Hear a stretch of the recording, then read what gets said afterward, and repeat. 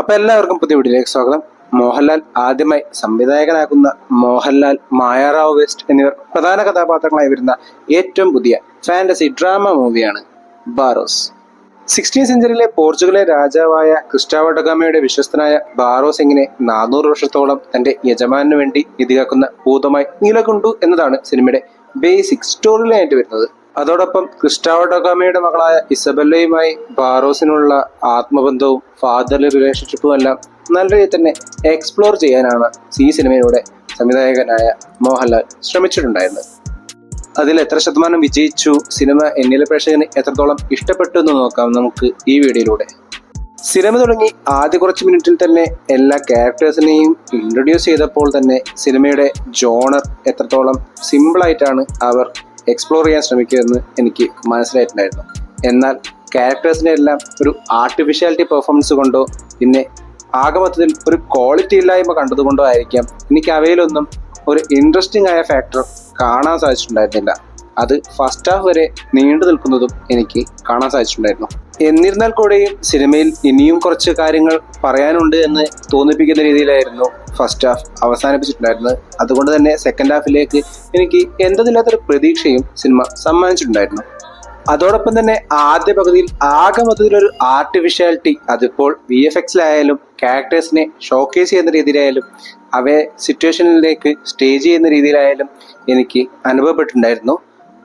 എന്നാൽ സെക്കൻഡ് ഹാഫിലേക്ക് എത്തിയപ്പോൾ സിനിമ കുറച്ചുകൂടി ഫാസ്റ്റ് പേസ്ഡ് ആവുന്നതും ത്രില്ലിംഗ് ആവുന്നതും ഇൻട്രസ്റ്റിംഗ് ആവുന്നതും എനിക്ക് കാണാൻ സാധിച്ചിട്ടുണ്ടായിരുന്നു. ഫസ്റ്റ് ഹാഫിൽ വലിയ ഹാപ്പനിങ്സ് ഇല്ലാതെ പോയ സിനിമ പക്ഷേ സെക്കൻഡ് ഹാഫിന്റെ അകമ്പടിയോടുകൂടി നല്ലൊരു ക്ലൈമാക്സ് കൂടി സമ്മാനിച്ച് എന്നിലെ പ്രേക്ഷകന് നല്ലൊരു തൃപ്തിയാണ് നൽകിയിട്ടുണ്ടായിരുന്നത്. അതോടൊപ്പം തന്നെ ഫസ്റ്റ് ഹാഫിൽ അധികം ഇമോഷണൽ കണക്ട് ഉണ്ടാക്കാൻ സാധിക്കാതെ പോയ സിനിമയ്ക്ക് സെക്കൻഡ് ഹാഫിൽ അതിനുകൂടി സാധിച്ചപ്പോൾ സിനിമ കുറച്ചും കൂടി ഇന്റിമേറ്റും സിമ്പിളും വളരെയധികം ഫീൽ ഗുഡും ആവുന്ന കാഴ്ചയും എനിക്ക് കാണാൻ സാധിച്ചു. ഇനി പെർഫോമൻസിലേക്ക് വരികയാണെങ്കിൽ ഇസബെല്ല ഡഗാമയെ വേഷമിട്ട മായാറാവ് വെസ്റ്റ് ഫസ്റ്റ് ഹാഫിൽ കുറച്ചധികം ആർട്ടിഫിഷ്യലായി തോന്നിയെങ്കിൽ പോലും സെക്കൻഡ് ഹാഫിലേക്ക് എത്തിയപ്പോൾ തന്റെ പ്രകടനം കുറച്ചുകൂടി മെച്ചപ്പെടുന്നതും അവയെ നല്ല രീതിയിൽ തന്നെ ആ കുട്ടി ക്യാരി ചെയ്യുന്നതായും എനിക്ക് കാണാൻ സാധിച്ചു. എന്നാൽ ബാറോസിന്റെ കാവലാളായ വൂഡു എന്ന ക്യാരക്ടർ VFXൽ മികച്ചതായിരുന്നെങ്കിൽ പോലും പെർഫോമൻസിൽ എനിക്ക് കുറച്ചധികം അരോചകമായി തന്നെയാണ് തോന്നിയിട്ടുണ്ടായിരുന്നത്. അവസാനമായി ഒരേ സമയം ഡിഗാമ രാജാവിന്റെ വിശ്വസ്തനും അതേപോലെ തന്നെ 400 വർഷമായി നിധിയാക്കുന്ന ഭൂതവുമായ ബറോസായി മോഹൻലാൽ വളരെയധികം മികച്ച പെർഫോമൻസ് ആണ് സിനിമയിലുടനീളം കാഴ്ചവെച്ചിട്ടുണ്ടായിരുന്നത്. 2 മണിക്കൂറിൽ കൂടുതലുള്ള ഈ സിനിമ ഏറ്റവും കൂടുതൽ ഹുക്കിങ്ങും ഇൻട്രസ്റ്റിംഗും ആക്കുന്നതിൽ അദ്ദേഹത്തിന്റെ പെർഫോമൻസ് വഹിച്ച പങ്ക് വളരെയധികം വലുതായിട്ടാണ് എനിക്ക് തോന്നിയിട്ടുണ്ടായിരുന്നത്. ടെക്നിക്കൽ സൈഡിലേക്ക് വരികയാണെങ്കിൽ സിനിമയുടെ ഏറ്റവും വലിയ IP ആയ 3D എനിക്ക് അത്ര കണ്ട് വർക്കൗട്ട് ആയിട്ടില്ലെങ്കിൽ പോലും സിനിമയിൽ മോശമാകാതെ തന്നെ അവയെല്ലാം ചിത്രീകരിച്ചിട്ടുണ്ടായിരുന്നു എന്നാണ് എനിക്ക് തോന്നിയിട്ടുണ്ടായിരുന്നത്.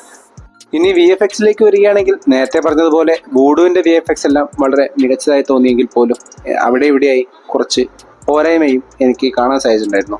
എസ്പെഷ്യലി അണ്ടർ വാട്ടർ സീൻസിലെല്ലാം ഒരു പെയിന്റിംഗ് പോലെയാണ് അവയെല്ലാം ചിത്രീകരിച്ചിട്ടുണ്ടായിരുന്നത്.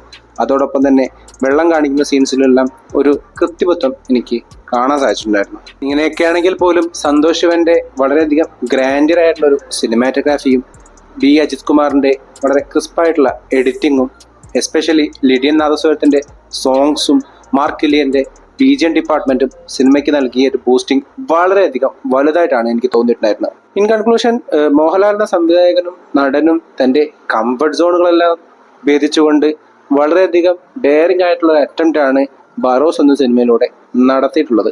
ആ അറ്റംപ്റ്റിനെ അപ്രീഷിയേറ്റ് ചെയ്യാൻ വേണ്ടിയെങ്കിലും നിങ്ങൾ ഈ സിനിമ തിയേറ്ററിൽ തന്നെ പോയി കാണണമെന്ന് പറഞ്ഞുകൊണ്ട് ഈ വീഡിയോ ഞാൻ അവസാനിപ്പിക്കുന്നു. വീഡിയോ ഇഷ്ടപ്പെട്ടാൽ ചാനൽ സബ്സ്ക്രൈബ് ചെയ്യുക. അപ്പോൾ മറ്റൊരു വീഡിയോയുമായി വീണ്ടും കാണും വരെ ഗുഡ് ബൈ.